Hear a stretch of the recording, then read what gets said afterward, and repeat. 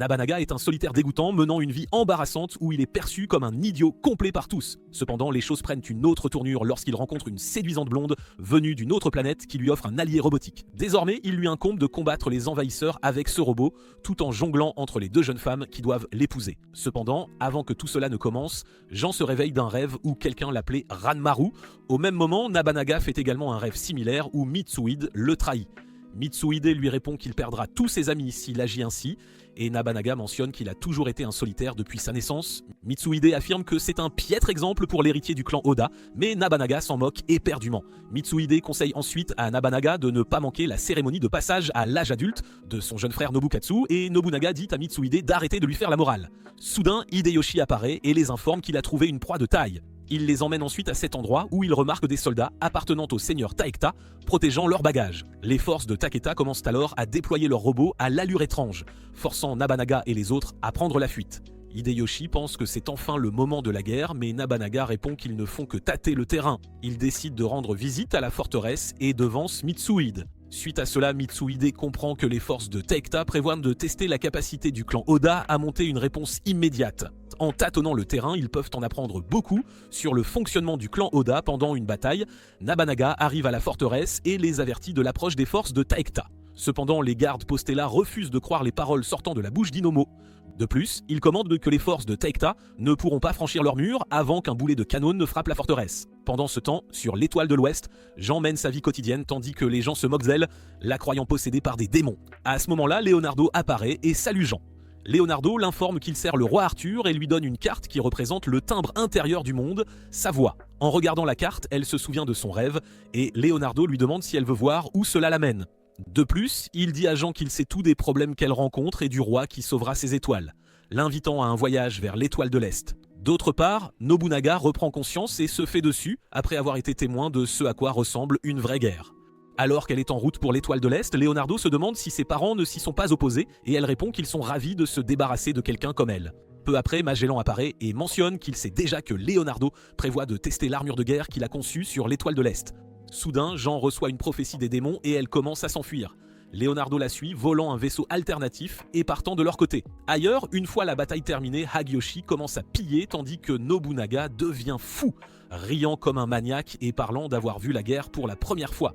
Cependant, il finit par maîtriser ses émotions et commande qu'il ne fuira plus jamais et qu'il sera au cœur de la tourmente. Hagiyoshi est d'accord car il veut voler davantage de portefeuilles sur les cadavres, tout comme Mitsuhide. Soudain, il remarque ce qui semble être une étoile filante fonçant droit sur eux. Elle finit par s'écraser sur eux et Mitsuhide la reconnaît comme l'un des vaisseaux des étoiles de l'Ouest. Nabanaga parvient à entrer dans le vaisseau et en ressort avec une séduisante inconnue inconsciente.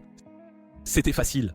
Les forces de l'Est commencent à attaquer le vaisseau et Nabanaga saute dans l'armure de combat, déclarant qu'à partir de ce jour, elle lui appartient.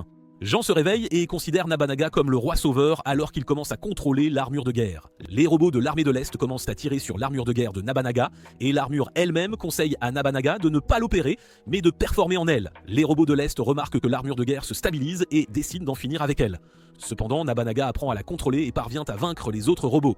Ensuite, le robot s'éteint et il en sort, tandis que Mitsuhide et Hideyoshi courent vers lui. Nabanaga les informe que c'est une armure merveilleuse et qu'il l'a trouvée à l'intérieur du vaisseau.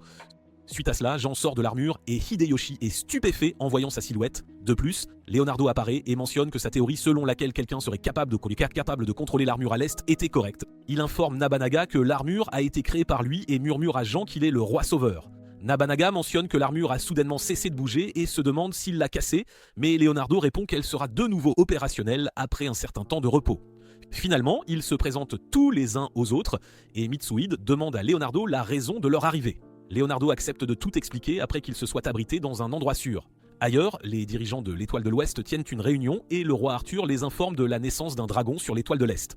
L'un d'eux explique que Leonardo a emmené l'armure qui ne pouvait pas être activée vers l'étoile de l'Est. Julius se porte volontaire pour retrouver Leonardo car il a trahi leur étoile.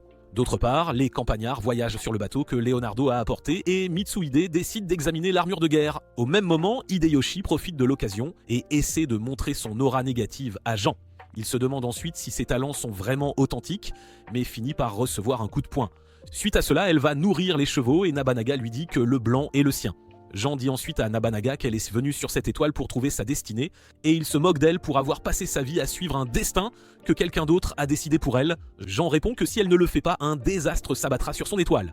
Nabanaga lui fait alors savoir que les gens l'appellent un fou, ce qui lui donne l'idée de nommer l'armure le fou également. Soudain, Mitsuhide apparaît et demande à Nobunaga s'ils vont vraiment déchaîner une telle armure et transformer ce monde en un enfer vivant. Il répond que si le monde devient un enfer, alors il serait le seigneur démon, et les deux commencent à plaisanter. Leonardo se joint également à la conversation, disant qu'il a quitté le vaisseau et caché les mains de Yoshi. Suite à cela, il offre à Nabanaga une horloge en cadeau, ce qui est quelque chose qu'il voit pour la première fois. Il donne également à Nabanaga la permission d'utiliser l'armure de guerre et ne veut en retour que trouver la vérité de l'univers. Mitsuhide demande à Nabanaga comment il va expliquer tout cela à son père et Nabanaga lui dit d'oublier ses vieux. Il soutient ensuite que personne ne croira qu'un perdant au visage ordinaire comme lui puisse séduire une beauté comme Jean. Cela donne une idée à Nabanaga et il dit à Jean d'agir comme un homme, affirmant que son nouveau nom est Ranmaru. Au même moment, Himiko se remémore ses souvenirs avec Nobunaga et est secrètement éprise de lui. Finalement, c'est l'heure de la cérémonie de passage à l'âge adulte, et Nobukatsu remarque que Nobunaga n'est pas présent. Soudain, Nobunaga fait irruption et dit à son père que la 3e forteresse est tombée face à une escouade d'unités d'armure de guerre. Il donne ensuite l'horloge à Nobukatsu en cadeau. Suite à cela, il amène le fou devant son père et commence à le contrôler. Ichohime salue Nobunaga et Mitsuhide dit à Jean qu'elle est la sœur cadette de Nabanaga. Les forces de Taekta découvrent que les Oda ont acquis une armure de guerre et décident de leur donner un avant-goût de leur propre armure de guerre géante, connue sous le nom de Furing. Au même moment, le clan Oda tient une réunion et se plaint au père de Nabanaga de ce qu'il amène des gens de l'Ouest dans leur château. Mitsuhide intervient et suggère d'amener Leonardo au clan Oda en tant que tacticien militaire. Ailleurs, Jean essaie de dissimuler sa poitrine généreuse afin de pouvoir agir comme un homme. Elle va ensuite parler à Nobunaga, lui demandant s'il n'était pas censé être au grand conseil de guerre. Il répond que c'est juste un endroit rempli de vieux pets secs en sueur et qu'il est préférable pour lui de passer son temps à regarder le soleil. Au même moment, le père de Nabanaga soutient qu'il est trop tôt pour qu'il cherche de l'aide auprès des gens de l'Ouest. Une fois la réunion terminée, Mitsuhide remarque Ichohime chantant à tue-tête la nouvelle chanson de Taylor Swift. Pendant ce temps, Nabanaga arrive au palais et son père passe devant lui, ce qui pousse Nabanaga à complimenter Jean pour avoir bien réussi à se cacher, ce qui lui vaut une gifle. Ensuite, Mitsuhide apparaît et leur raconte ce qui s'est passé au conseil de guerre. Nabanaga décide de s'éloigner et Jean se moque de lui pour avoir confié toutes les tâches difficiles à Mitsuhide, tandis qu'il admire l'armure de guerre comme s'il s'agissait de son coup de cœur de lycée. À ce moment-là, Nobukatsu apparaît emmenant Jean à l'entraînement de tir à l'arc. Pendant l'entraînement, Nobukatsu mentionne qu'il ne peut pas supporter le fardeau de prendre une vie, mais que son frère est différent, car ce genre de choses n'est pas difficile pour lui. Il s'incline ensuite devant elle, lui demandant de prendre soin de son frère, et Jean accepte avec hésitation. Pendant ce temps, Nabanaga traîne avec Leonardo lorsque Mitsuhide arrive et l'informe des forces ennemies à venir. Le père de Nobunaga apprend également l'attaque et Nobukatsu ordonne l'évacuation des femmes et des enfants. Nobunaga court vers la bataille et motive les soldats à se battre avec diligence. Il commence alors à attaquer les pilotes d'armure avec ses flèches et Jean lui en apporte d'autres à utiliser. Nabanaga continue d'abattre l'armure, ce qui encourage également les soldats Oda. À ce moment-là, Leonardo, accompagné de Hideyoshi et Mitsuhide, arrive également apportant le fou. Nobunaga se jette dans la mêlée et commence à combattre l'armure ennemie. Soudain, le fou est projeté au loin par l'armure ennemie, Furin. Leonardo dit à Nobunaga de faire attention car l'armure ennemie est équipée de regalia. Jean remarque une maison en feu et va les aider. Pendant ce temps, la bataille entre le fou et Foren commence. Jean apparaît également au bon moment et parvient à sauver les enfants, mais reste coincé à l'intérieur. Nabanaga commence à être submergé par Foren et Himiko, remarquant les flammes, ordonne d'augmenter la vitesse de leur vaisseau et commence à utiliser ses pouvoirs. Les enfants essaient de sauver Jean, mais elle leur dit de s'enfuir. Heureusement, Nobunaga arrive et parvient à sauver Jean. Les pouvoirs d'Himiko provoquent une averse soudaine et la foudre commence à frapper Foren. Suite à cela, Himiko parle depuis son vaisseau spatial, disant qu'elle vient de montrer le pouvoir de la Regalia qu'il possède. Himiko accepte également de donner la Regalia à Nobunaga s'il peut l'activer et former une alliance par un lien. Nobunaga accepte instantanément et reçoit la clé de la Regalia, découvrant que par lien, elle entendait devenir sa femme. Le pouvoir de la Regalia fait prendre une nouvelle forme au fou, et il utilise le pouvoir de la foudre qui peut être vu depuis l'espace. La bataille entre les deux armures continue, et cette fois, elles semblent être à égalité. Peu après, les deux armures commencent à avertir d'un niveau de batterie faible et Nabanaga parvient à lancer une dernière attaque avant de perdre connaissance. Suite à cela, Furin décide également de battre en retraite et Himiko félicite Nabanaga d'avoir si bien réussi pour sa première utilisation de la Regalia. Plus tard, ce jour-là, tout le monde est présent sur le vaisseau d'Himiko, tandis qu'il profite d'un pique-nique avec Himiko. Mitsuhide informe le père de Nabanaga du mariage potentiel et les dirigeants mentionnent comment cette alliance renforcera leur défense. À ce moment-là, Nabanaga apparaît et se moque d'eux pour parler de défense et commente qu'il sera celui qui vaincra Takeda lors d'une attaque surprise. Cependant, son père commence à se moquer de lui pour avoir des idées aussi stupides, ce qui les fait se disputer tous les deux. Leonardo apparaît également et leur donne l'idée d'organiser une cérémonie de fiançailles au lieu d'un mariage, car cela peut être une sorte de période d'essai. La décision des fiançailles rend Himiko furieuse et elle essaie de trouver Nobunaga, mais il est actuellement avec Jean qui veut apprendre l'escrime oriental. Apparemment, sa véritable intention est de découvrir si Nobunaga est vraiment le roi sauveur. Cela dit, Jean commence à attaquer et Nobunaga esquive toutes ses attaques et finalement ne parvient pas à le frapper. Il commence alors à la réprimander pour ne pas avoir le bon état d'esprit lorsque Himiko arrive et déchire la robe de Jean. Découvrant qu'elle est une femme, Nabanaga informe Himiko de la vérité et elle conseille à Jean de ne pas ralentir son fiancé, qualifiant l'Occident de barbare. Dégâts émotionnels. Ailleurs, Mitsui demande à Leonardo si quelqu'un d'autre que Nabanaga peut piloter le fou et il n'est pas d'accord, disant que l'armure a accepté Nabanaga. La nuit, Jean est sur le point de dormir et se souvient d'un de ses souvenirs d'enfance. Elle entend alors une fille chanter et finit par découvrir que c'était Ikan. Elle demande à Jean à quoi ressemble son frère pour quelqu'un de l'Ouest et Jean répond qu'il n'est rien de plus qu'un garçon émo, égoïste et arrogant. Mais Ikan répond que les autres ne peuvent généralement pas voir le vrai côté de son frère. Pendant ce temps, Nobukatsu félicite Nobunaga pour ses fiançailles et mentionne qu'il envie Nobunaga, considérant qu'il est forcé de vivre la vie que les autres veulent pour lui. Nobunaga lui met un couteau sur la gorge, disant à Nobukatsu que sa vie lui appartient et qu'il doit la vivre comme il l'entend. Suite à cela, la nouvelle des fiançailles de Nobunaga est rendue publique et une foule plus grande que Mitsui se rassemble, le faisant se demander si c'est dû au pouvoir de Nobunaga en tant que magicien. La cérémonie de fiançailles commence alors et Ishoim commence à déranger tout le monde en exhibant ses horribles talents de chanteuse. Ensuite, Himiko apparaît vêtue d'une robe de mariée, tout comme Nabanaga, portant les vêtements les plus laids qu'il ait pu trouver. Le fou les soulève alors tous les deux et Himiko demande à Nabanaga de sceller l'accord par un baiser, mais il refuse et finit par donner à Himiko une balançoire espiègle. Ensuite, un gâteau géant apparaît devant eux et Nobunaga utilise ses pouvoirs pour le trancher de loin, faisant ainsi découvrir à tous le pouvoir d'un magicien pour la première fois. Julius est arrivé sur l'étoile de l'Est et se trouve actuellement dans un sous-marin. Il voit Ishoim à travers un télescope et décide de capturer le château d'Oda.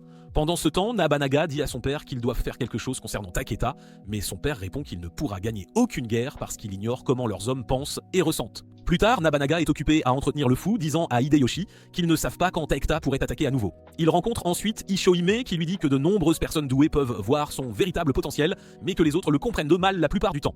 Ailleurs, Himiko prend un bain et réfléchit à la façon dont Nobunaga ne prête pas attention à son armure de guerre et la néglige totalement. Elle se demande quelle pourrait être la raison et si sa poitrine plate comme une planche est le problème. Après son bain, Ishoim lui rend visite et demande à apprendre les compétences pour activer la Regalia, mais Himiko répond qu'elle ne l'enseignera qu'à Nabanaga en personne. Ensuite, Nabanaga les rejoint et met un peu de son sang sur le collier de Regalia et Himiko l'informe que la connexion a été forgée. Pendant ce temps, Leonardo laisse Jean choisir une carte, mais celle qu'elle choisit s'avère signifier un mauvais présage. La nuit, Nobunaga décide d'attaquer Takeda, et son père essaie de l'arrêter, mais il ignore ses conseils. Soudain, Nobunaga se sent étourdi et tombe au sol. Il s'avère que la boisson de Nobunaga était empoisonnée, et les gens commencent à réaliser que l'espion de Takeda a dû infiltrer la tour. À ce moment-là, des jeunes filles les informent qu'une grande force de Takeda attaque. Le père de Nobunaga se demande si tout cela était planifié et confie Nobunaga à Mitsuhide. Il demande ensuite à Ishohime d'avoir foi en Nobunaga et à Nobukatsu de protéger le château. Cela dit, la bataille commence et les deux forces commencent à s'attaquer mutuellement. Le père de Nobunaga, Nobuhide, demande un duel avec le pilote étranger Shinjin. Au même moment, Nobunaga se réveille et réalise que c'est Mitsuhide qui l'a empoisonné. Mitsuhide confesse qu'il y a des gens qui voulaient l'assassiner pendant la bataille et qu'il a fait cela pour mettre fin à leur complot d'assassinat. Il conseille ensuite à Nabanaga d'attendre un moment et d'attaquer une fois que le château fera face à une perte certaine. Il pourra alors utiliser le fou et sauver la situation, ce qui empêchera même Nobuhide de s'opposer à lui à l'avenir. Ailleurs, juste au moment où Nobuhide est sur le point de perdre la bataille, Nobunaga apparaît dans le fou et commence à combattre le Führern. Jean se souvient du mauvais présage et prie pour qu'elle ne fasse que l'imaginer. Soudain, une autre armure de guerre apparaît et le pilote s'avère être Julius. Il a décidé de prendre le parti de Takeda et commence par attaquer Nabanaga avec son attaque laser. Jean dit à Hideyoshi de lui préparer une armure de guerre. Pendant ce temps, Nabanaga commence maintenant à se battre à 2 contre 1 et Shinjin mentionne qu'il doit accepter l'aide car il ne peut pas risquer la vie de son peuple. Nobuhide rejoint également la bataille et Jean écrase son armure contre l'étrangère, donnant à Nobuhide une chance d'attaquer. Julius parvient également à poignarder Nobuhide et jette son armure au loin. Cela a pour conséquence que Nobuhide perd son sang-froid et libère ses pouvoirs tandis que Julius décide de s'en aller. Ensuite, Nobuhide est au bord de la mort et tout le monde essaie rassembler autour de lui. Il finit par décéder et Mitsuhide réalise qu'il a commis une terrible erreur. Mitsuhide se tient devant l'armure de Nobuhide lorsque Hagiyoshi arrive et commence à prier, disant à Mitsuhide que ce n'était pas sa faute. Hikaime et Nobukatsu sont assis ensemble et regardent le cadeau que Nobuhide a laissé à Nabanaga. Ailleurs, tout le monde cherche Nobuhide pour organiser les funérailles de Nobuhide et Mitsuhide dit à Jean qu'il reviendra et a juste besoin de temps seul. Finalement, il est temps que les funérailles commencent et les autres commencent à se moquer de Nabanaga pour son absence. Ils commencent à forcer l'héritage sur Nobukatsu, disant que même Nobuhide veut qu'il devienne le prochain chef. À ce moment-là, Nabanaga apparaît dans sa tenue étrange et répand les cendres de son père, s'éloignant ensuite. Hayashi essaie d'attaquer Nabanaga pour avoir manqué de respect à son père, mais Nabanaga utilise sa magie, le faisant abandonner. Jean court après Nabanaga, mais il la repousse. Plus tard, Ishohime dit à Mitsuhide qu'elle ne peut pas se résoudre à pleurer et Mitsuhide s'excuse d'avoir laissé Nabanaga se comporter ainsi. Elle mentionne que la guerre est proche mais que Nobukatsu est trop doux pour agir en tant que nouveau chef, tandis qu'il faudra du temps à Nabanaga pour obtenir l'approbation de tous. Mitsuhide la rassure en lui disant que tout ira bien et qu'il n'y a pas lieu de s'inquiéter. Au même moment, Jean fait ses valises, disant qu'il n'y a aucune chance que Nobunaga soit le roi sauveur. Himiko arrive et commence à se moquer d'elle, ce qui les fait se battre toutes les deux. Mitsuhide informe Nobukatsu que les membres du clan veulent qu'il devienne le chef en l'absence de Nobunaga, mais il ne veut pas s'emparer de la position de son frère, et de nombreux conseillers ont même commencé à comploter contre lui. Nobukatsu mentionne en outre qu'il pourrait devenir le chef pour le moment et unir tout le clan Oda, et peut-être même éviter la guerre générale. En sortant, Jean rencontre Leonardo qui la taquine pour avoir laissé le roi sauveur derrière elle, mais elle n'a aucune intention de rester. Il sort alors les cartes Uno et elle choisit celle avec la force. Leonardo essaie de lui dire toutes les bonnes choses qui pourraient arriver, mais elle s'en moque éperdument et s'en va. Ailleurs, Mitsuhide ouvre une boîte et dit que Nobukatsu ne peut pas démissionner après être devenu le chef. Il mentionne en outre que seul Nobunaga peut arrêter cet enfer dans lequel ils vivent et met un masque visant plus tard son arme sur Nobukatsu. Jean rencontre une bête et s'enfuit. Finalement, elle tombe sur Nobukatsu qui se tient sous une cascade et s'entraîne pour renforcer son corps. Soudain, un conseiller tente de tirer sur Nobukatsu, mais Himiko reçoit la balle.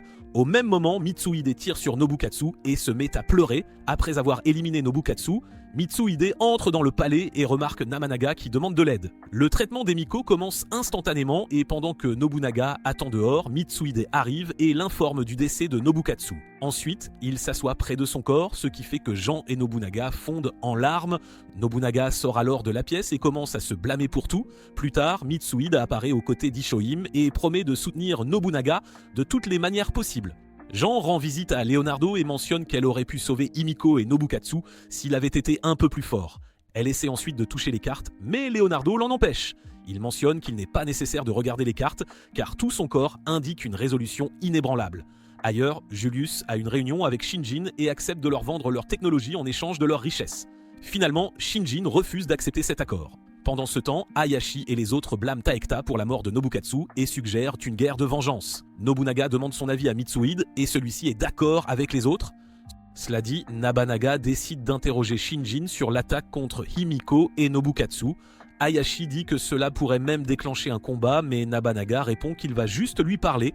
Ensuite, ils sont en route pour prendre le territoire sur le navire d'Himiko et Leonardo sort une carte qui signifie la connaissance secrète. Après avoir atteint le territoire, Nabanaga parcourt le reste du chemin sur le fou avec Jean.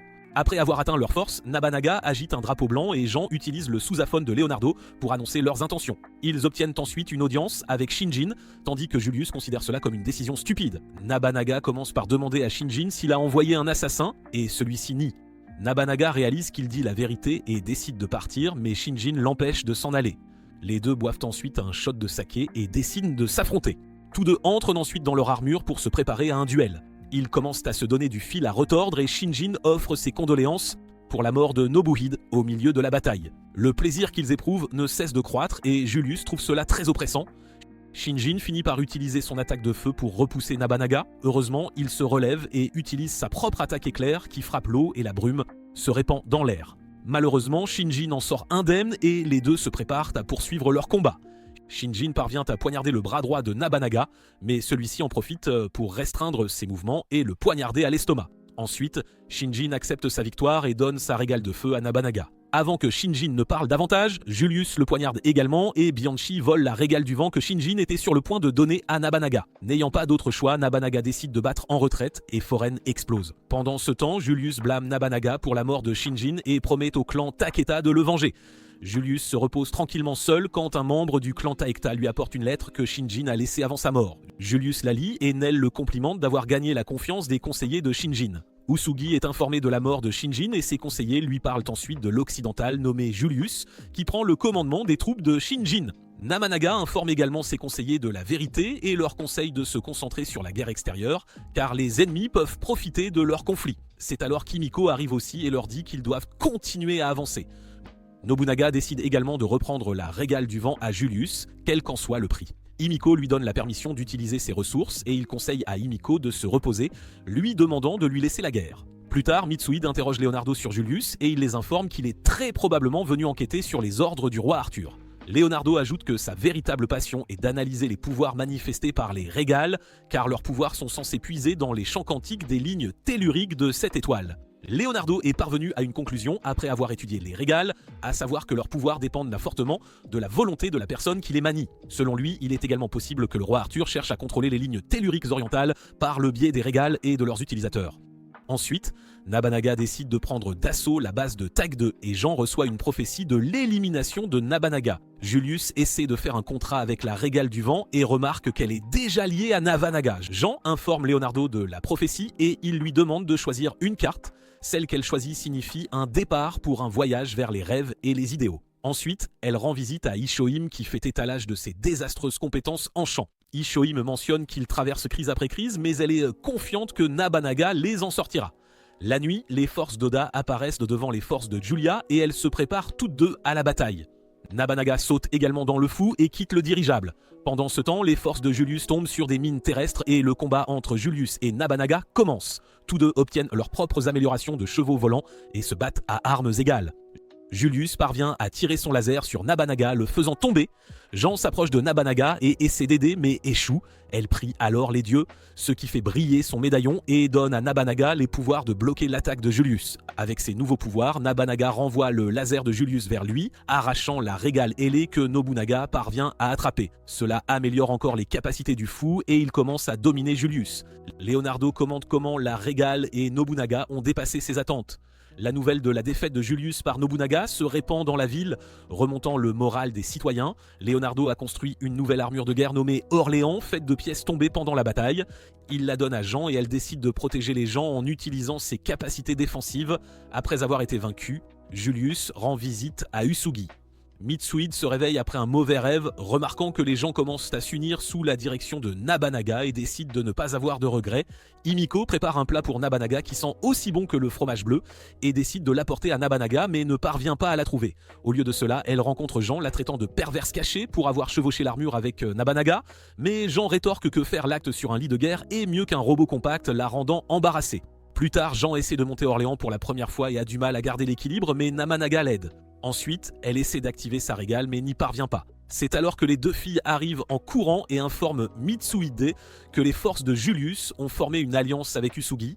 Ailleurs, Julius remercie Usugi pour l'alliance, mais celui-ci répond que c'est juste pour préserver l'ordre dans un monde en guerre. Usugi mentionne en outre qu'il déteste Julius et ses yeux disent le contraire des mots qu'il prononce. Après avoir entendu parler de l'alliance, les gens commencent à fuir le clan Oda pensant qu'il sera vaincu. La nuit, l'espion de Mitsuhide entend Yayashi et Shibata parler d'opposition à Nabanaga et il remet presque son masque, mais Ikuhime apparaît. Elle mentionne qu'il ressemble à un homme qui vient d'être largué et Mitsuhide répond qu'il doit être celui qui porte le fardeau.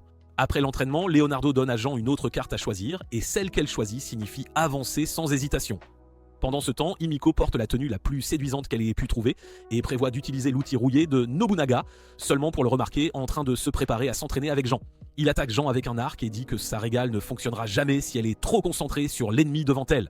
Cela met Jean en colère et les deux commencent à se disputer. Pendant la réunion du conseil, Hayashi suggère de se rendre à Julius car s'ils continuent à se battre, leurs forces seront écrasées. Ailleurs, Jean réalise que si Nabanaga est celui qui régnera sur le ciel et la terre, alors elle est censée être celle qui la protège. Nobunaga tire alors la flèche et cette fois Jean parvient à la bloquer en utilisant le pouvoir de sa régale. Ensuite, Nobunaga apparaît à la réunion du conseil et commence à confronter les conseillers pour avoir pris une décision aussi mesquine sans lui parler. il continue à leur faire la leçon sur la façon dont le nom Oda porte l'honneur d'un guerrier et Leonardo le met sur haut-parleur pour que tous les autres membres l'entendent. Finalement, il dit aux conseillers de le tuer s'ils ne sont pas d'accord avec lui. Hayashi commence à regretter d'avoir voulu se soumettre à Julius alors que c'est lui qui a éliminé Nobui. Son discours encourage également les citoyens et Nikiheim donne à Namanaga le cadeau que leur père a laissé, qui est un bol vide qui incarne à la fois l'absence et la présence. Le chef de l'Ouest ne peut accepter le fait que le roi Arthur envoie une autre armure de guerre à Julius alors qu'il n'a produit aucun résultat. Nobunaga a commencé à renforcer ses relations avec les nations voisines pour s'opposer à l'alliance. Au même moment, Usugi refuse d'aider Julius à attaquer le clan Oda et mentionne qu'il n'a fait l'alliance que pour maintenir l'ordre. Ailleurs, Nabanaga et Hideyoshi s'entraînent quand Mitsuhide arrive et les convoque pour une réunion. Là, Himiko les informe de l'arrivée prochaine de l'armure de guerre de l'Ouest. Nabanaga demande à Mitsuhide leur plan et il dit à Nabanaga de le lui laisser. Plus tard, Leonardo montre ses cartes à Hideyoshi et il choisit celle qui signifie l'harmonie entre soi et le monde. Le lendemain, les hommes de Julius l'informent de l'arrivée des forces d'Oda et il leur ordonne de contre-attaquer. Pendant ce temps, Nabanaga s'introduit dans leur quartier général avec Mitsuhide car il prévoit de voler la gigantesque armure de guerre. Plus tôt, Leonardo les avait informés que les lignes telluriques autour du quartier général étaient suffisamment fortes pour rendre la gigantesque armure de guerre incontrôlable. Mais pour gérer cette situation, il avait créé un dispositif capable de contrôler les lignes telluriques. De retour au présent, deux d'entre eux continuent de s'enfoncer plus profondément tout en plaçant le dispositif de contrôle des lignes telluriques tout autour du quartier général. Hideyoshi et Jean travaillent également ensemble pour placer les dispositifs et une fois qu'ils ont terminé, ils lui racontent une histoire du passé. À cause de la guerre, lui et sa sœur ont été contraints de mourir de faim, ce qui l'a rendue malade et elle est décédée. Cependant, il ne blâme pas le clan Oda pour la guerre et veut se venger en combattant les ennemis. Soudain, un homme arrive en courant vers Hagiyoshi et il parvient facilement à l'éliminer. Les alarmes autour du quartier général commencent à retentir et Nobunaga est contraint d'engager le combat. Le navire transportant l'armure de guerre est également arrivé. Les dispositifs de contrôle des lignes telluriques commencent à fonctionner et à contrôler le flux des lignes telluriques. Le clan Oda utilise cette chance pour encercler les navires de transport, mais il s'avère qu'il y a déjà une armure de guerre cachée à l'intérieur du navire. Pendant qu'elle attaque l'armure de guerre Oto, Hagiyoshi saute à l'intérieur de la gigantesque armure de guerre et parvient à la faire fonctionner. Cependant, il est facilement vaincu en un instant, mais Nobunaga apparaît et tire un arc sur l'armure de guerre ennemie, la faisant trébucher, mais elle parvient tout de même à projeter Nobunaga au loin. Heureusement, Hideyoshi défend Nabanaga de l'armure de guerre, mais est continuellement attaqué, refusant d'abandonner. Il est ensuite poussé plus loin vers le bord et finit par tomber. Nabanaga saute après lui et lance la régale du vent vers Hideyoshi. Il parvient à en faire ressortir le pouvoir, lui permettant de voler dans le ciel. Hideyoshi revient ensuite pour la deuxième manche et cette fois, il attaque l'autre armure et la vainc finalement. Julius laisse le quartier général entre les mains de Brutus et celui-ci conseille à Julius que c'est le meilleur moment pour riposter contre Oda, ce à quoi Julius acquiesce. Ailleurs, Hideyoshi mentionne qu'ils sont l'un des rares clans à posséder autant d'armures de guerre, y compris des régales, et Nabanaga mentionne qu'à cause de cela, davantage de nations cherchent à s'allier avec eux. Nabanaga a également prévu l'attaque de Takeda et a commencé à évacuer la ville. Leonardo présente ensuite ses cartes et Julius en sort une qui signifie la mort. Mais elle soutient que même la mort ne peut l'arrêter car elle fera tout en son pouvoir pour protéger tout le monde. Peu après, le clan de Taekta a attaqué Oda, entraînant la mort de Hayashi et Shibada. Mitsuhide mentionne qu'ils ont complètement encerclé le clan Oda et prévoit d'y mettre fin. Les forces de Taekta ont déjà atteint le château et Nikaime fait de son mieux pour les évacuations. Namanaga dit à Hagiyoshi et Jean de monter dans leur armure. Namanaga est le premier à commencer le combat, suivi de Jean. Pendant ce temps, Hagiyoshi s'occupe des navires qui entourent sur le château. Après le combat, l'armure de guerre est refroidie, tandis qu'Hikohime, avec Jean, distribue de la nourriture. Mitsuhide mentionne que Julius pourrait apparaître dans son armure de guerre et qu'ils doivent mettre fin à cette bataille rapidement. Hideyoshi ajoute que sa lance de lumière est le principal problème. Mitsuhide a trouvé une faiblesse, Julius a besoin de temps pour recharger la lance après avoir tiré. Il prévoit de faire utiliser la lance à Julius et de l'attaquer pendant le temps de recharge. Le lendemain, la bataille continue et Julius attaque Nobunaga avec sa lance, qui est bloquée par Jean. Cela donne à Nobunaga la chance de flanquer avec Hideyoshi et d'attaquer Julius. Cependant, il parvient à survivre à l'attaque et essaie de recharger, mais ne peut pas le faire car les lignes telluriques sont contrôlées par la princesse de pacotille. Les deux mettent davantage de pression sur Julius et la pensée d'être vaincu l'enrage et la régale commence à répondre à sa volonté. Il commence à absorber les pouvoirs de Hideyoshi et Namanaga et les frappe avec une attaque encore plus puissante. Jean se place devant eux, mais elle commence à être submergée. Nabanaga se place devant elle, subissant les dégâts alors que tout le clan Oda est ciblé par des lasers. Ichoheim est également frappé par le laser, mais parvient à survivre. Jean voit la destruction autour d'elle, se souvenant de la carte, et elle commence à paniquer. Nabanaga la tire et lui fait un câlin, disant qu'elle n'est pas celle qui est en faute. Julius sort également et Nabanaga lui demande pourquoi il n'a pas terminé le travail quand il en a eu l'occasion, et Julius répond qu'il n'est pas assez lâche pour attaquer par derrière. Ensuite, il dit à Nabanaga de se soumettre à lui. Nabanaga réfléchit un instant, puis invite Julius à une fête du thé avec ses jouets en peluche, décidant de régler le compte à ce moment-là. Julius accepte l'invitation à la fête du thé et la bataille s'interrompt. Nabanaga tient un conseil de guerre et explique que s'il n'avait pas interrompu la bataille, toute l'étoile aurait pu disparaître. Il ajoute qu'il est important de connaître son ennemi, ce sont les mots de son père et il l'a appris à ses dépens. Pour l'instant, il prévoit de découvrir les véritables intentions de l'Ouest à travers la fête du thé et peut-être même de le tester un peu. Mitsuhide remet certaines des stratégies pour aider Nobunaga quand Nikihime apparaît et apporte la coupe du vide, suggérant son utilisation pendant la fête. Nobunaga aime cette idée et Nikihime dit qu'elle présidera la cérémonie du thé en tant qu'hôte. Pendant ce temps, le plan de Julius est de capturer d'abord Nobunaga et de le présenter au roi Arthur, mais il veut aussi en faire un allié afin qu'il puisse vaincre Alexandre.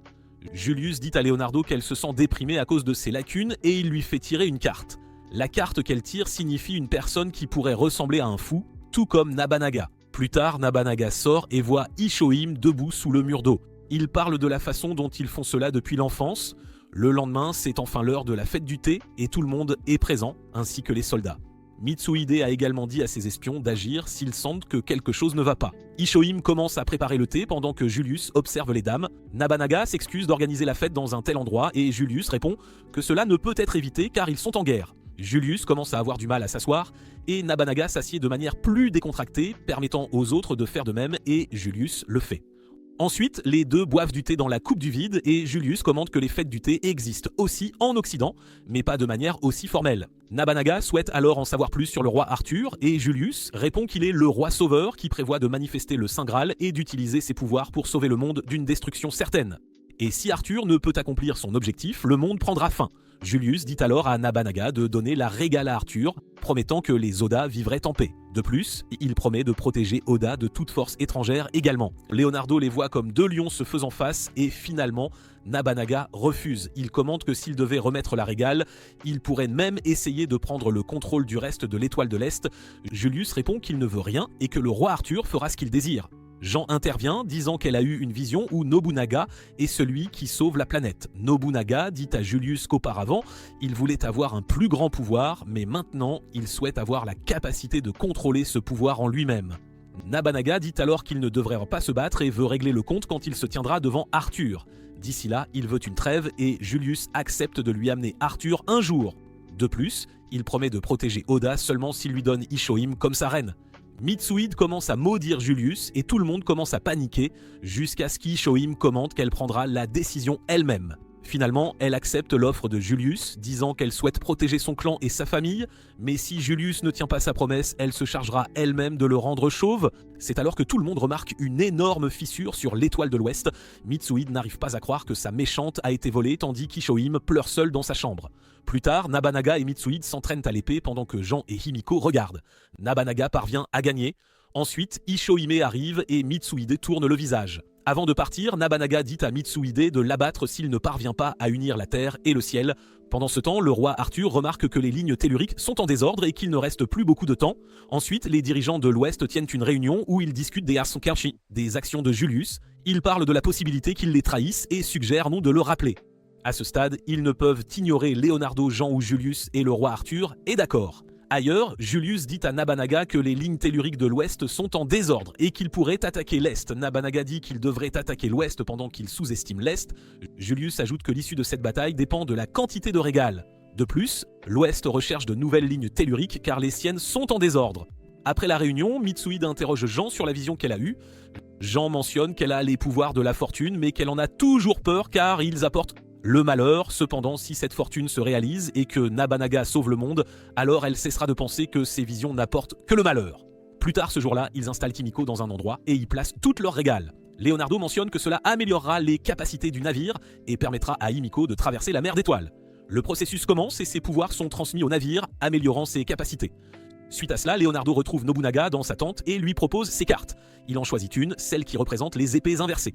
Il l'interroge ensuite sur les visions et Leonardo lui répond qu'elles montrent l'avenir mais qu'elles ne sont pas toujours absolument certaines d'être vraies. Après son départ, Hideyoshi s'adresse à Mitsuhide lui reprochant de toujours cacher ses sentiments et de ne pas les exprimer quand cela compte vraiment. Hideyoshi évoque ensuite le fait qu'il était follement épris d'Ikeheim, lui disant qu'il aurait dû le lui avouer bien plus tôt. Peu après, Ikeheim arrive et demande à Mitsuhide de prendre soin de Naminaga à sa place. Il s'excuse alors de ne pas avoir pu la protéger et elle informe Mitsuhide qu'elle se rendra au manoir de Julius dès le lendemain. Avant de partir, elle lui confie son peigne, demandant à Mitsuhide de l'enterrer au temple de Bodegi. Il accepte cette requête et rassure Ishohime, lui promettant de la protéger de sa propre vie et de ne jamais laisser quoi que ce soit de mal lui arriver. Plus tard cette nuit-là, il ordonne à ses espions de surveiller Ishohime et de la protéger au péril de leur vie. Au même moment, les Occidentaux sont enfin en route vers l'étoile de l'Est. Hannibal est en chemin vers l'étoile de l'Est et Charles lui lance une phrase d'accroche ringarde, ce qui pousse Hannibal à lui pincer la langue en guise de punition. Pendant ce temps, Julius et Ishohime sont ensemble dans sa chambre, prêts à connecter le port. Dehors, les espions empêchent Nel et Bianchi de jeter un coup d'œil et de profiter du spectacle en direct. Julius apporte des douceurs à Ishohime qu'elle savoure après en avoir pris une bouchée. Ils regardent ensuite par la fenêtre et aperçoivent le vaisseau spatial de l'Ouest qui approche. Au manoir, Hideyoshi confronte Himiko pour avoir porté les sandales qu'il avait réchauffées, un loup pour Nabanaga quand Nabanaga arrive, commentant qu'il sent la guerre. Soudain, une carte se colle au visage d'Himiko et Leonardo répond que c'est la carte de l'impératrice, ce qui fait se demander à Himiko si elle peut reconnaître son sang royal. Au même moment, Charles et Hannibal apparaissent dans leurs armures de guerre, gelant l'endroit où ils atterrissent. Cela a pour conséquence que Nobunaga et les autres enfilent également leurs armures de guerre. Ils commencent alors à avancer et Hideyoshi décide de porter le premier coup. Apparemment, à cause des blizzards de neige, les chemins vers Oda ont été bloqués et aucune autre nation ou clan ne peut venir en aide. Hideyoshi commence à combattre Charles, ce qui donne à Hannibal l'occasion de restreindre ses mouvements. Charles utilise ensuite ses pouvoirs pour geler le village d'Oda, y compris les villageois, et exige les insignes de Nabanaga. Nabanaga pense que ces insignes de feu peuvent faire fondre les otages, mais Jean intervient, acceptant de donner ces insignes s'il libère tout le monde. Hannibal s'avance et saisit Jean dans sa main, mais au lieu de libérer les otages, il les élimine tous. Jean lance les insignes vers Nabanaga et après les avoir attrapés, il tente d'attaquer mais s'arrête car ils retiennent Jean en otage. Charles sectionne ensuite la main de Nobunaga puis lui coupe également la jambe. Mitsuhide ordonne aux membres du clan de dissiper les nuages, mais leurs canons ne sont pas assez puissants pour les atteindre. Hannibal ordonne alors à Charles d'éliminer Nobunaga quand soudain, Julius dissipe les nuages à l'aide de son laser. Hannibal le confronte pour l'avoir trahi, mais Julius répond qu'il n'a pas besoin de raison pour sauver son beau-frère, car Ishohime pourrait lui offrir quelques faveurs en récompense, et il décide de trahir ses camarades par amour, ce qui pousse Hannibal à déployer davantage d'armures de guerre. Cependant, Usugi apparaît également et s'en occupe en un instant. Charles tente d'attaquer Usugi, mais est facilement maîtrisé. Hannibal essaie de l'attaquer aussi, mais Usugi lui coupe les deux bras. Soudain, Charles ouvre le cockpit d'Hannibal et lui donne ses insignes, puis il s'autodétruit et envoie un projectile avec Jean dans l'espace, ordonnant aux autres camarades de retourner à l'étoile de l'Ouest. Les autres chefs commentent la perte de 2 de leurs élus. L'un d'eux mentionne qu'ils pourraient atteindre leurs objectifs en utilisant judicieusement les pouvoirs de Jean. Pendant ce temps, les Orientaux se dirigent vers l'étoile de l'Ouest pour sauver Jean. Nabanaga commente que pour régner sur le ciel et la terre, il faut les pouvoirs de Jean. Ailleurs, César attaque Jean et dit qu'ils auront besoin de ses pouvoirs. Il mentionne que celui qu'elle choisira sera le roi sauveur et la force à déclarer le roi Arthur comme le véritable roi sauveur. Néanmoins, elle refuse de parler du roi Arthur comme du roi sauveur. Cela le pousse à choisir une autre arme, affirmant qu'il n'a pas d'autre choix. C'est alors que Machiavel arrive, lui demandant de la laisser s'occuper de Jean car elle aime les problèmes psychologiques. Suite à cela, Machiavel ramène Jean dans sa ville natale et après l'avoir ligoté, il fait en sorte que tous ses anciens amis viennent la voir. Ses amis commencent à mentionner qu'elle est celle qui apporte le malheur et que tout le monde a peur d'elle. Plus tard, Machiavel dit à Jean qu'après son départ, ses parents ont été exilés du village pour avoir donné naissance à une succube. Elle mentionne en outre qu'en reconnaissant simplement le roi Arthur comme le roi sauveur, elle peut être libérée de cette haine et tout le monde commencera à l'aimer. Mais Jean refuse disant qu'elle ne peut pas se mentir à elle-même. D'autre part, Himiko trouve l'emplacement de Jean en utilisant ses insignes et Bianchi bouscule Leonardo faisant tomber une carte. Il ramasse la carte qui s'avère être un pendu inversé. Le lendemain, tout le monde est rassemblé pour assister à l'exécution de Jean. Machiavel dit qu'après la mort de Jean, elle parlera comme si elle avait hérité des pouvoirs et annoncera ensuite le roi Arthur comme le roi sauveur. Machiavel la traite ensuite de folle, disant que rien de tout cela ne serait arrivé si elle avait accepté l'offre. Au moment où ils sont sur le point de l'immoler, Jean se souvient de son rêve et dit à tout le monde de s'enfuir. De plus, les hommes de Machiavel l'informent que les Orientaux attaquent leur ligne de défense. Soudain, Nabanaga apparaît de nulle part et utilise ses arcs pour s'occuper des armures de guerre. Étonnamment, le village commence à être attaqué par une force extérieure. Césaire mentionne que le village vermin sera plus honoré de servir le roi Arthur en lui. Nabanaga parvient à sauver Jean, mais le village commence à brûler. Il lui rend ses insignes et ils prennent le contrôle d'une des armures de guerre, utilisant les pouvoirs de Jean pour éteindre le feu. Cependant, les flammes sont trop fortes et Jean commence à paniquer, la faisant prier une fois de plus, ce qui fait que les insignes déploient encore plus de puissance. Alors qu'ils parviennent à éteindre le feu, César apparaît devant eux, il demande à Nobunaga de se rendre, mais celui-ci refuse. De manière choquante, les amis de Jean se placent devant elle et tentent bien de protéger leur ami, donnant à Nabanaga et Jean la chance de fuir à cheval. Soudain, ses pouvoirs commencent à s'activer, faisant disparaître tout, y compris les villageois, dans l'air. Nabanaga commence à se demander s'il est le roi destructeur, et Jean se demande aussi si tout cela est arrivé parce que Nabanaga est venu là. Pendant ce temps, le roi Arthur étale également ses cartes, disant que le Saint Graal apparaîtra lorsque les 12 élus seront à table et que son porteur sera parmi eux. Machiavel et César se rencontrent et elle mentionne que Jean doit être dans la forêt attendant que ses alliés la sauvent. Il ordonne ensuite à Machiavel de les éliminer tous les deux si elle les trouve, disant que le roi Arthur ne veut de toute façon que les insignes. Sur le navire, Julius dit qu'il retiendra les ennemis pendant que Mitsuhide et Hagiyoshi iront sauver Nabanaga. Ailleurs, Nabanaga et Jean s'engagent dans la grotte et ils s'excusent pour ce qui s'est passé. Jean se reproche également de ne pas avoir eu les visions plus tôt et soudain, Nabanaga saute sur Jean, lui couvrant la bouche alors que les forces de l'Ouest passent en envolant. Hagiyoshi confronte Julius pour avoir enlevé Ishohime alors que Mitsuhide est follement épris d'elle et Julius lui dit de se concentrer sur le sauvetage. Nabanaga sort ensuite de la grotte et est témoin du village détruit.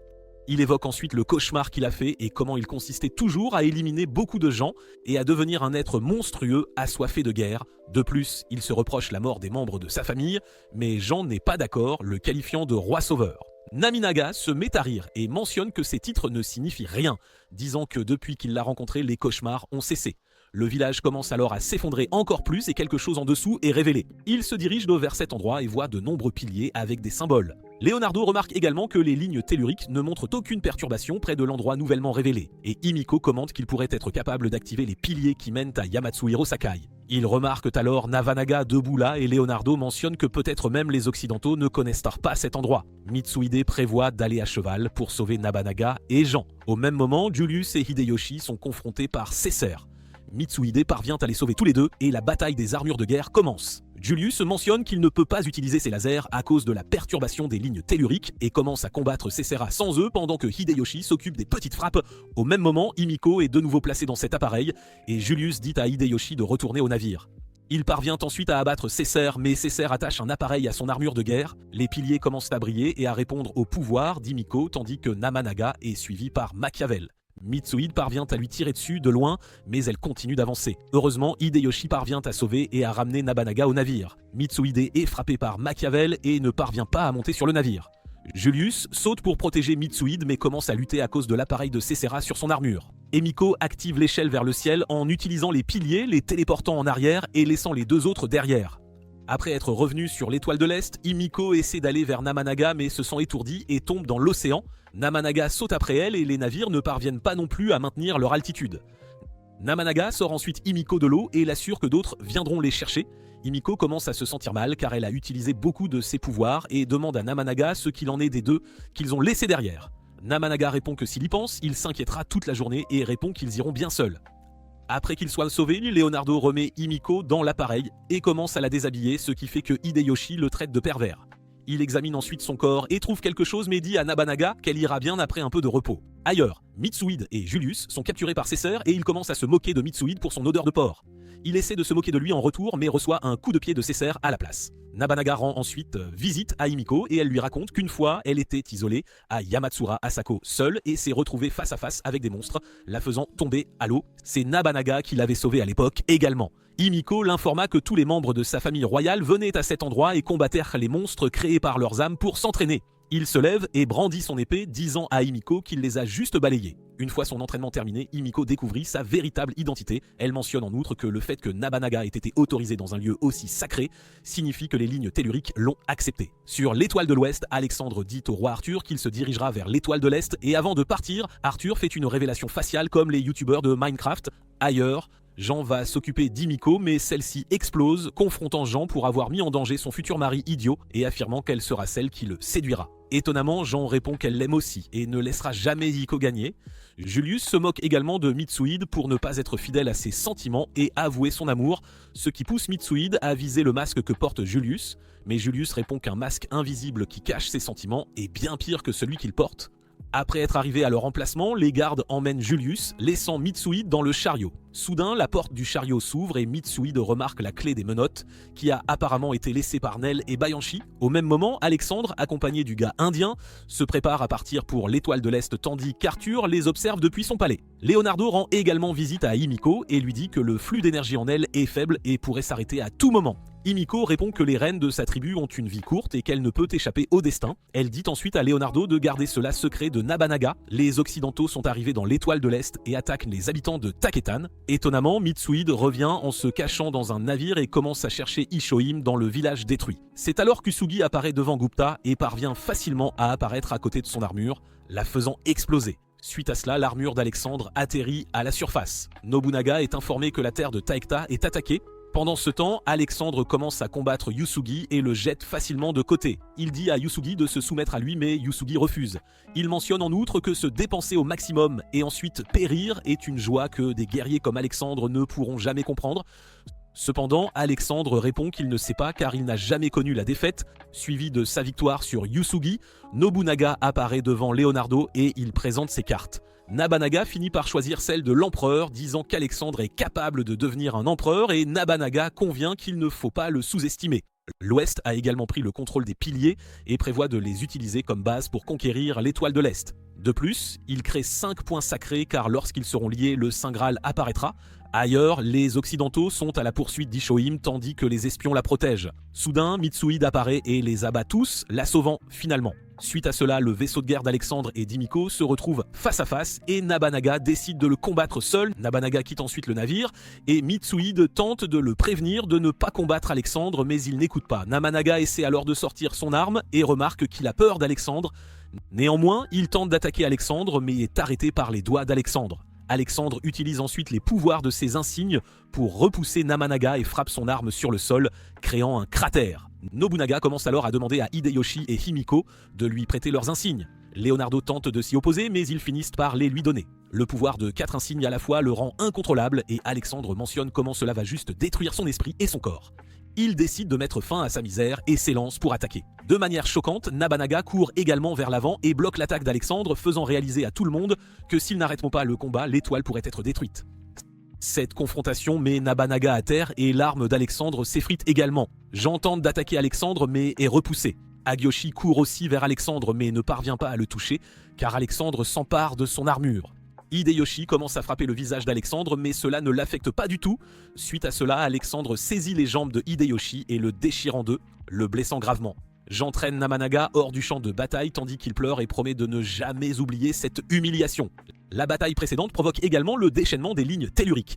Nabanaga a décidé de se rendre à Yamatsura Asaka et d'obtenir le pouvoir des lignes telluriques qui l'aidera à vaincre Alexandre. Pendant ce temps, Agiyoshi est sous assistance respiratoire et Leonardo mentionne que Yamatsura Asaka est un lieu où les deux dimensions se chevauchent et pourrait cacher le secret de la création du monde. Emiko mentionne que de puissants dragons apparaîtront devant Nabanaga là-bas et s'il l'accepte, il pourrait gagner en puissance. Ailleurs, Nabanaga demande à Mitsuhide de protéger les faibles pendant son absence et mentionne qu'il ne sait pas combien de temps cela prendra. C'est alors que Jin apparaît et veut accompagner Nabanaga. Usugi arrive dans son bateau pour les y emmener et Leonardo lui présente ses cartes. Usugi prend celle appelée la roue de la fortune qui demande si Usugi est prêt à accepter n'importe quel destin, mais il répond qu'il ne peut actuellement pas accepter le destin de sa disparition. Mitsuhide se souvient qu'Ishoim l'a interrogé sur Julius, ce qui le déprime quand soudain Leonardo arrive, lui donnant la carte de la roue de la fortune. Ailleurs, Nabanaga et les autres sont arrivés à Yamatsura Asaka et ils racontent aux autres comment il est venu ici une fois auparavant. Ils montrent ensuite leurs insignes et tous les insignes, à l'exception de ceux de Jean, commencent à briller, leur permettant d'entrer. Après être entré, Nabanaga est confronté par Shinjin. Il leur demande la raison de leur arrivée et tous deux répondent que leur objectif est d'acquérir plus de force. Shinjin se transforme ensuite en Shenron. Pendant ce temps, Jeanne découvre qu'elle n'est pas autorisée à entrer parce qu'elle craint ses pouvoirs et se porte mal. Soudain, elle a commencé à entendre des voix et de nombreuses mains étranges ont commencé à l'agresser. D'autre part, Nabanaga commence à voir Nobukatsu, de petits-enfants et même son défunt père. Nabuhide demande à son fils s'il est prêt à sacrifier sa vie pour atteindre son objectif et il accepte. Nabanaga commence alors à combattre tous les ennemis passés qu'il a eus et voit Hideyoshi lui disant de retourner en arrière et que ce n'est pas son heure de venir aux enfers. De retour au château d'Oda, Leonardo dit à Mitsuhide que si Nabanaga ne revient pas, il sera forcé de régner sur la terre et le ciel. Se demandant si ce moment venu, Mitsuhide sera heureux ou triste, il parle ensuite à Mitsuhide du tableau incluant les 12 élus sur lequel il travaille, se demandant s'il doit placer le roi Arthur, lui, ou Nabanaga au centre. Mitsuhide commence soudainement à voir Ishohime qui l'interroge sur son rêve, mais elle se tourne ensuite vers Kago, ordonnant à Mitsuhide de la venger, suivi par lui voyant le même rêve que les deux autres. Ailleurs, Jean est dénudé et fouetté pour ne pas avoir accepté les prophéties comme sa propre voix. Yusuji se souvient que le dragon est le propre miroir de chacun et qu'un puissant apparaîtra devant une personne forte. Tous deux commencent à combattre le dragon, mais l'attaque d'Usuga le frappe lui-même. Nobunaga commence à voir toutes les personnes qu'il n'a pas pu sauver à l'intérieur du dragon et décide d'accepter toute la douleur, voulant que le dragon le dévore. Juste au moment où il est sur le point de le dévorer, il dit à Jean d'accepter les prophéties et d'avancer sans crainte, ce à quoi elle acquiesce. Jean redevient normal et Nabanaga quitte également les lieux. Après son retour, Mitsuhide informe Nabanaga des 5 points qu'ils appellent neudes que les Occidentaux veulent contrôler. Ils ont déjà pris le contrôle de 4 d'entre eux, tandis que Mitsuhide essaie de défendre le dernier. Mais Nobunaga répond qu'il est déjà trop tard, car Alexandre en prend également le contrôle. Une étoile se forme au milieu et de nombreuses armures cessent de fonctionner.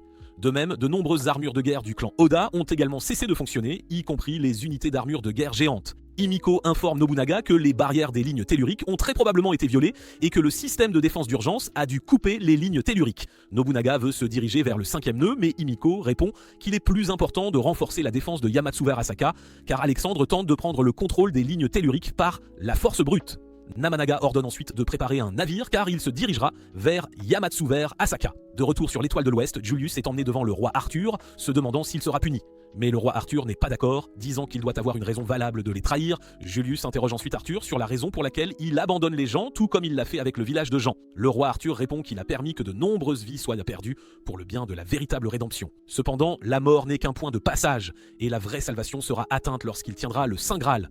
Son visage commence alors à ressembler à celui d'Ishohime et Excalibur émerge du sol, disant à Julius que s'il désire le salut, alors Excalibur lui donnera la force nécessaire. Étonnamment, il parvient à retirer Excalibur et décide d'atteindre une harmonie parfaite.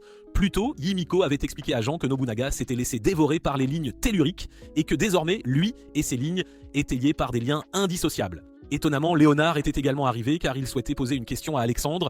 Ailleurs, Mitsuhide va parler à Ikeheim lui disant que le Nabanaga revenu de Yamatsura Asaka n'est pas celui qu'il connaissait et Ikeheim est ravi d'avoir pu voir son vrai visage. Elle explique que depuis l'enfance, Nabanaga est quelqu'un qui lutte au milieu du chaos ambiant. Alexandre est présent à Yamatsuba Osaka lorsque Nabanaga et les autres arrivent. Avant que la bataille ne commence, Léonard demande à Alexandre s'il a déjà vu le visage du roi Arthur car il ne peut pas le peindre sans le connaître. Cependant, Alexandre rejette ses requêtes et se prépare à affronter Nabanaga. Leur combat commence rapidement et ils s'affrontent à coups d'épée. Nabanaga parvient à briser l'épée d'Alexandre et à lui couper le bras, mais Alexandre repousse Nabanaga d'un coup de poing et endommage l'un des piliers, les faisant tous s'illuminer. Cela provoque l'effondrement de l'île et révèle la même structure que celle qu'ils avaient vue à l'ouest. De plus, cela restaure l'énergie des lignes telluriques et l'armure de guerre ennemie apparaît. Soudainement, Hideyoshi surgit avec son nouveau bras et sa nouvelle jambe mécanique. Au même moment, Julius revient également et se dirige vers le centre des piliers, leur ordonnant de se manifester. Un cristal apparaît et il y insère Excalibur. Cela a pour effet de faire former un cercle à tous les nœuds autour de l'étoile. De plus, d'étranges phénomènes commencent à se produire partout et Léonard mentionne que le roi Arthur est arrivé à l'étoile de l'Est. Nabanaga et les autres décident de partir et Jean reçoit une prophétie selon laquelle Nabanaga est le roi destructeur. Au moment où les deux camps sont sur le point de commencer leur bataille, Julius s'interpose et mentionne qu'en tant que représentant de l'Ouest, il souhaite proposer la paix à Nabanaga. Ensuite, ils s'assoient tous les deux et Julius mentionne qu'il a été éveillé. Il mentionne également avoir rencontré le roi Arthur et les informe que le roi désire le salut et la prospérité pour les 2 étoiles. Julius lui offre ensuite du vin, mais il brise le verre, déclarant qu'il n'accepterait jamais une telle chose. Jean demande pourquoi Nobunaga a rejeté l'offre, et Nobunaga répond qu'il ne changera pas sa décision, et qu'il est temps de rompre les liens avec Julius. Plus tard, Léonard apparaît devant Jean, et elle l'informe qu'on lui a dit que Nobunaga était le roi destructeur, mais que cela n'est pas encore confirmé. Elle mentionne en outre que son rôle est d'empêcher Nobunaga de devenir le roi destructeur. Ensuite, Jean tire une carte qui symbolise la justice. Après avoir eu un aperçu de Machiavel, Césaire apprend qu'Ichohime souhaite rencontrer le roi Arthur. Peu après, Julius sort et elle lui demande ce qu'il désire.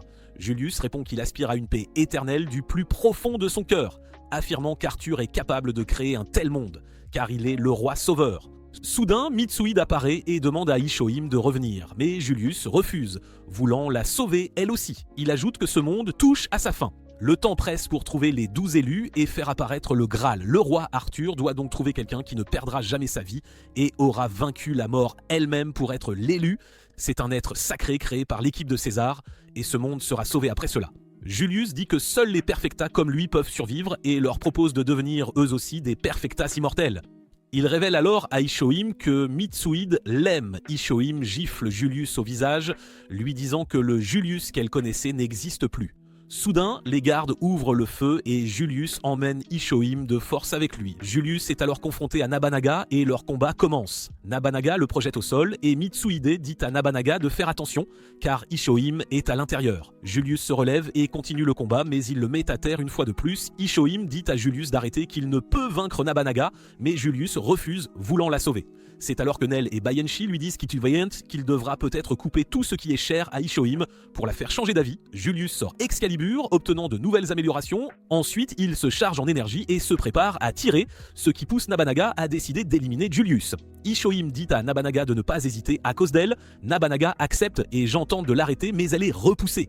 Il se précipite alors sur Julius et lacère l'armure de guerre, déclarant qu'il a abattu l'ombre néfaste qui le manipulait. Mitsuhide et Jean réalisent toutes deux qu'elles ne pouvaient plus faire confiance à Nabanaga à cet instant. Après la bataille, Bayenshi apparaît et tente de combattre Julius, mais Nel en profite pour les poignarder ainsi que Jean.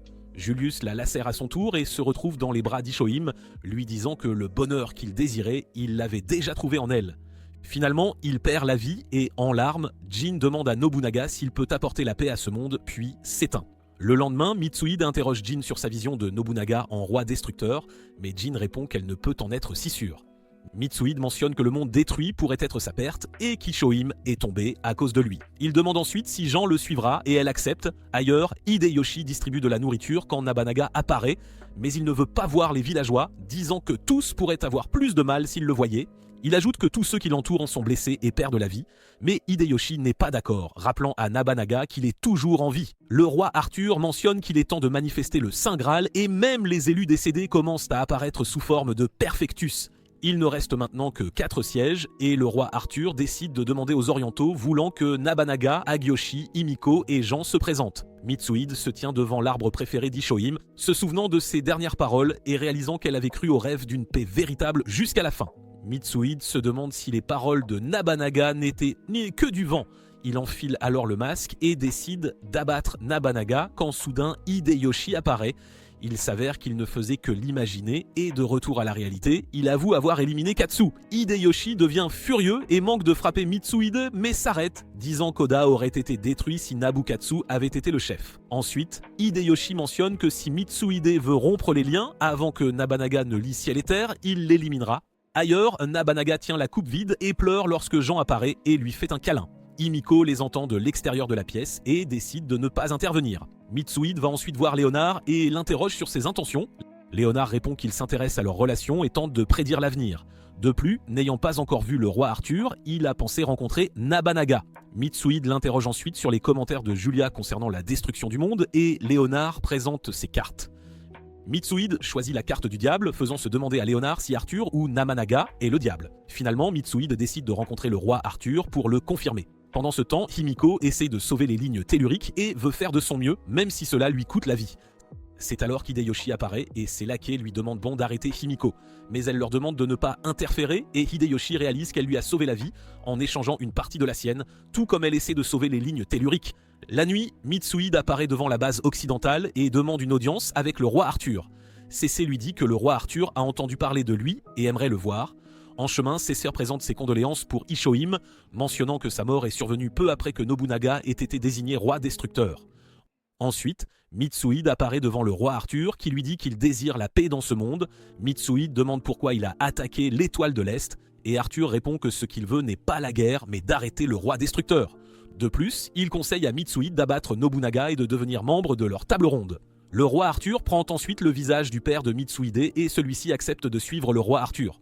L'un de ses espions informe également Nobunaga de cela. Nobunaga va voir Léonard, le blâmant d'avoir laissé Mitsuhide aller voir le roi Arthur. Léonard répond n'avoir fait que lui prêter l'oreille, ce qui pousse Nabanaga à dégainer son épée. Ensuite, Léonard dit à Nabanaga que la cendre est immatérielle pour bâtir un nouveau monde, qu'elle est matière première. Il croit que le roi Arthur veut remplir le Saint Graal de cendres et recréer le monde. Son nouveau monde pourrait n'accueillir que le roi sauveur et les Perfectus. Plus tard, Nobunaga informe tout le monde de cela et prévoit d'attaquer leur palais.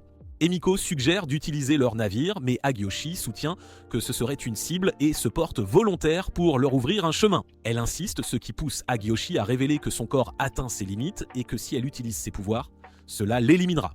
Il lui dit alors d'arrêter et fait un câlin à Emiko. Nabanaga dit aussi à Emiko qu'ils laisseront le navire au château et qu'elle n'aura pas le droit de le toucher. Jean demande à Nabanaga de lui donner la clé de Julius, car cela permettra à son armure de guerre de monter un cheval ailé et de briser facilement la défense ennemie. Ensuite, les trois montent dans leur armure de guerre, décidant de prendre la tête du roi Arthur. De retour au château d'Oda, Léonard laisse Emiko choisir une carte, et celle qu'elle choisit signifie que tout prend fin.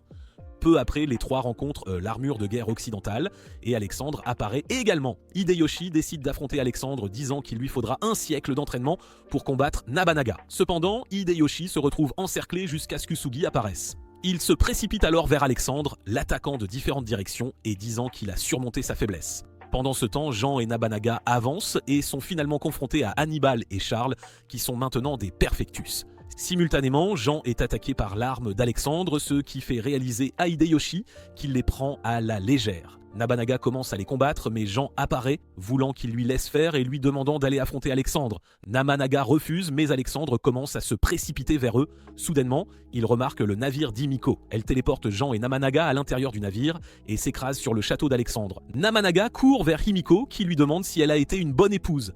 Nabanaga répond qu'elle a été formidable. Himiko dit à Jean d'être heureuse dans cette vie et s'éteint. Les deux arrivent ensuite dans la salle de la table ronde où Mitsuhide est présent. Il avoue avoir éliminé Nobukatsu et Nobunaga lui demande d'arrêter, sinon il sera abattu par lui. Il mentionne en outre qu'il ne laisserait pas Nobunaga éliminer le roi Arthur, car il est le seul à pouvoir apporter le salut. Finalement, Mitsuhide sort son arme et les vise. Il dit à Jean de déclarer Arthur roi sauveur. Nobunaga tente de protester, mais il est abattu de 2 balles par Mitsuhide. N'ayant pas d'autre choix, Jean déclare le roi Arthur roi sauveur. Maintenant que les conditions sont remplies, il commence à pleuvoir des cendres, ce qui rend tout le monde confus. De retour au château, Césaire abat Jean.